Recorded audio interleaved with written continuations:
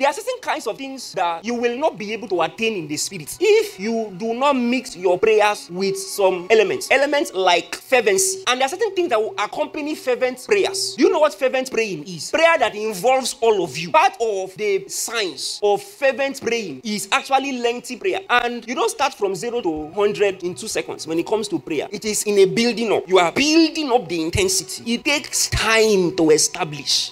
And this is after you have secured the will of God. In the case of Elijah, he took a posture that will imply that he is serious. In the case of Jesus, it was loud volume. People used to say that God's ear is not paining him, so you don't necessarily need to shout. All of them are in the same category. Both the people that say you don't need to shout for God to hear your prayer, you don't need to pray long for God to hear your prayer, you don't need to scatter your body. You can sit down and God will still hear your prayer. If you sit down and pray, will God not hear your prayer? Of course he's going to hear your prayer. You see, when it is a matter of life and death, there are other things that you would have to add to the prayer, and it is called fervency. Now, it does not mean that every time you are shouting, you are fervent, because there is fervency in silence. Have you prayed before until your voice left, but you knew that you needed to pray this prayer because losing your voice in that expedition would be a better bargain than losing your destiny? That was how Hannah was praying, that they thought that she was drunk. The important thing is fervency. Fervency.